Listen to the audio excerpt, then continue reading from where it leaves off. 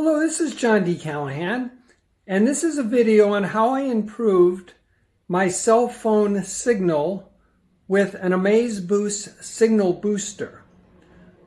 I have a very poor signal in Henderson, Nevada without boosting. It was usually less than 1 megabit per second when using LTE. Often it was just tenths of a megabit per second, and that is of course unusable. Fortunately, I could switch over to HSPS Plus and get a few megabits per second, which made it somewhat usable, but obviously not very good. Now, I contacted T-Mobile, and they sent me this window booster, which did help. However, it still was not a great signal. So I did some research and I ordered this product, Amazboost, from Amazon.com. I got it on sale for $210. And I will be going over the details a little later on finding the cell tower and the improvement on my signal. For now, I will show you the setup and my antenna mast. This is my Amazboost transmitter, which is set up within my home and connected to the antenna outside. Now, one of the few issues I have with this product, and by the way, it is a fabulous product and also customer service is excellent. They even sent me an extra unit when I was in the process of debugging it and trying to get it to work optimally, and I will be discussing that again later. But one of the few issues I have with it is green is a warning. And what that means right now is that band 12 and 13 are not working. However, band 2, 4, and 5 are. And that's indicated by the lights being off. So that's somewhat counterintuitive. Also, they don't use a red light at any time. Other than that, though, absolutely fabulous product, great customer service. Got it for $210 on sale at Amazon again. The cable is 60 feet, which is fabulous. Some of these products have shorter cables, but it comes with a 60-foot cable. And so this is how it's set up within the home. It has to be at least 30 feet away from the antenna. And the antennas have to not cross, and that's explained in the owner's manual. So I got a really good setup as far as all of that goes. However, I did have trouble finding a antenna, and again, I will discuss that. Well, I mean a cell phone tower is what I meant. The best cell phone tower, and I will be discussing that again later. At any rate, I'm a fairly short distance away from the transmitter, because I'm usually in this chair, and then the cable runs like this through the house, and it runs out the window here to my antenna, which we will be looking at momentarily. So there's my antenna. We'll go and look at it and mask, and we'll go out and look at that now.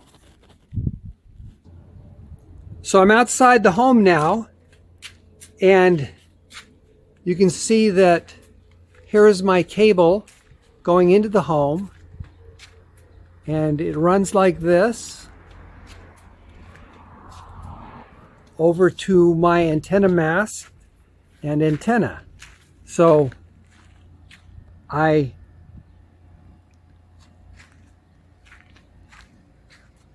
built this antenna with PVC bought from a Lowe's for a nominal cost, and this is my rod that controls the direction, and it's about 20 to 25 feet high.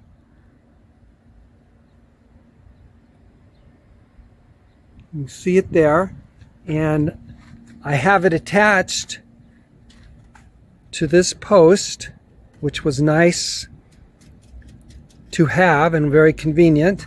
And it's attached with these hose clamps, which are dryer hose clamps, dryer vent hose clamps. So you just loosen them with the thumb screw. I cut them and then spread them out.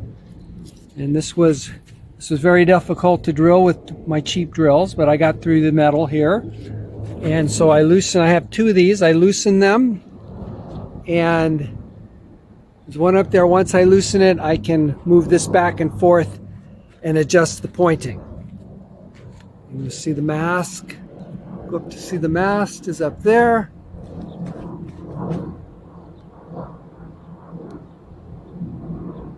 And the cable runs down here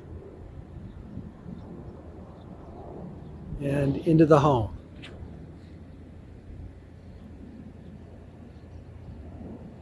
So now I will discuss the details of the signal boost and finding the correct antenna. This is a map produced by Network Cell Infolight, which uses Google Maps. This is my location, and north is in this direction. One notices that there are a group of 3 towers, transmitters here, and there's a couple tower transmitters here. The yellow indicates a weaker signal, and the signal varies from the minus 60 dBs to the low minus 50 dBs. If we look at a similar map for the 3G, again, this is my location.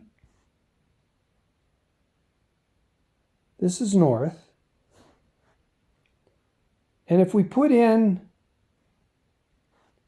the 4G towers, there were a couple yellows down here, a yellow here, and a couple yellows up here. There was also a green down here, and a couple greens here. Now one would think with all these towers that I should get a good signal in the first place, but I don't. Without any boosting, I get a few tenths of a megabit per second. Again, just a few tenths of a megabit per second using LTE. Fortunately, using HSPA+, I was able to get a few megabits per second, which is still not very good. And with the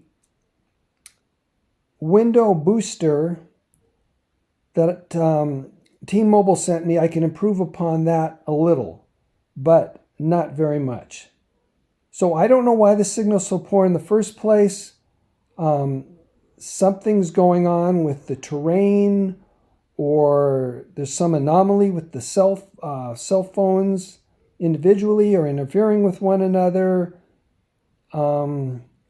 Also, there are power lines right here, and only about 15 feet away from me along this red line that I've drawn.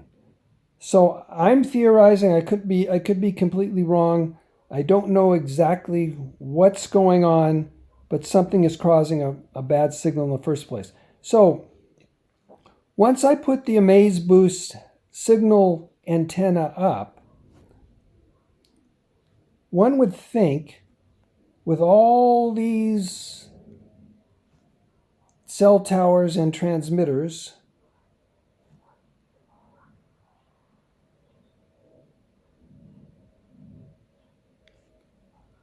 that I would be able to point in any of these directions and get a good signal. By the way I initially had my system set up, I could rotate this way 180 degrees. However, just the opposite was the case. I got no signal, and the and Amazboost antenna did not work. And the inside lights on the Amazboost transmitter were lit green to indicate interference. Now the manual explains that you need to be over 30 feet from the antenna.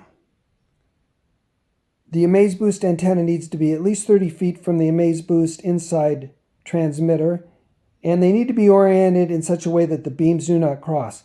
Now my setup was far beyond those parameters, and there was no chance of my setup causing interference.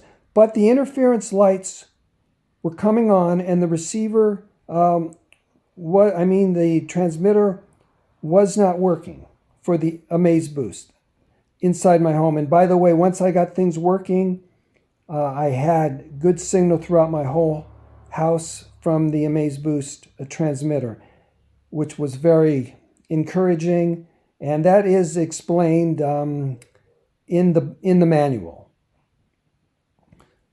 So I don't know why the Amazboost inside transmitter had warning lights saying there was interference. I can only guess, and I'm speculating that the highest candidate are the power lines right here are causing interference. And they're only 15 feet away from the Amazboost antenna, and they're at about the same height of about 20-25 feet. And there's several power lines. You can see that if you go and look earlier in the video when I'm showing you my setup. I think that's the strongest candidate for why there's interference. Perhaps there's some anomaly going on with the cell towers individually or between one another, or the terrain, or something like that. Now, or a synergism of those factors. I could be completely wrong. I'm just theorizing. However, I did get the system to work somewhat. I got about one band pointing in this direction, south. And for T-Mobile, I need bands 2, 4, and 12. Amazboost will work for bands 2, 4, 5, 12, and 13. And I need, again, bands 2, 4, and 12, and in particular, bands 2 and 4. So I got, pointing directly south, I got one band, and it didn't really work that well. However, now this is the good part. However, when I changed my system so that I could rotate 180 degrees in this direction, and I pointed towards this cell tower, I got a very good result. Now, one notices that it's a strong tower with a strong signal of minus 51 dB. It's off by itself, and it's away from the power lines, which I've drawn with the red vertical line.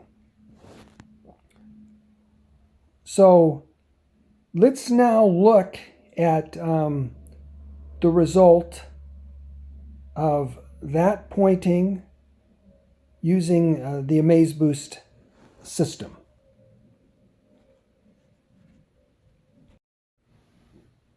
I just took this signal strength reading using network cell info light, and one notices that we have a good signal strength of minus 91 dB and also full bars. So let's go over now and see what the corresponding speed is.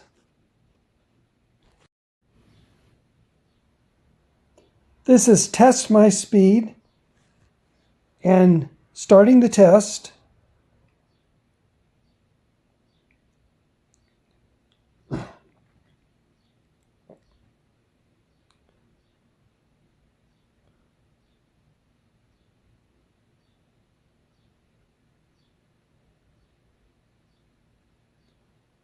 we see we have a good download of 9.2 megabits per second. And it's the early evening on a Wednesday, which is still peak hours. Often during non-peak hours, I will get double that rate of 9.2 megabits per second. Now let's turn off Amazboost and see what numbers we get.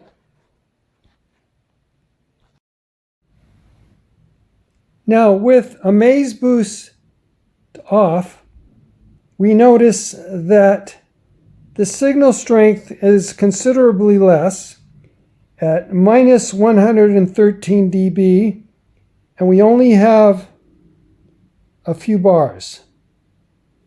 Now let's go ahead and check the corresponding speed.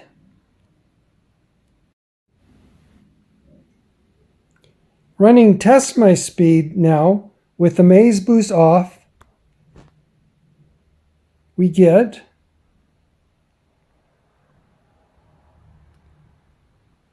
very poor numbers, under 1 megabit per second.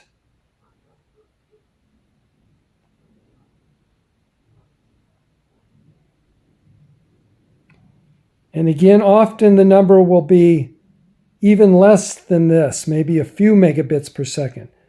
But even here we see this is an order of magnitude less speed, more than an order of magnitude less speed than with Amazboost on.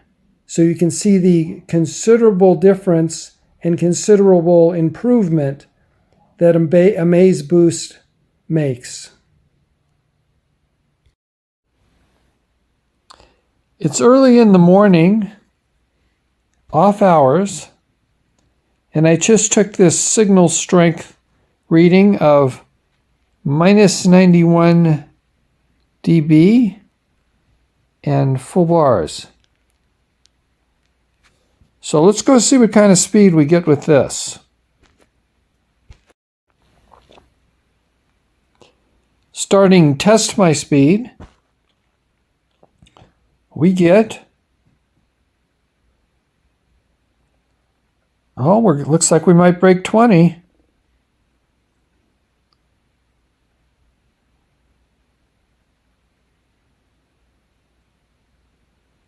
And indeed, we broke 20 at 21.1 megabits per second download, which is obviously very good. And then the upload is excellent at 34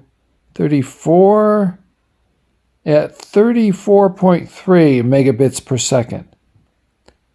So I've gone from getting a few tenths of a megabit per second to over 20 megabits per second, and my speed will often be between 10 and 20 megabits per second. So that's a fabulous improvement using Amazboost. By the way, with HSPA Plus, I would get 678 approximately megabits per second, but this is LTE, over 20 megabits per second.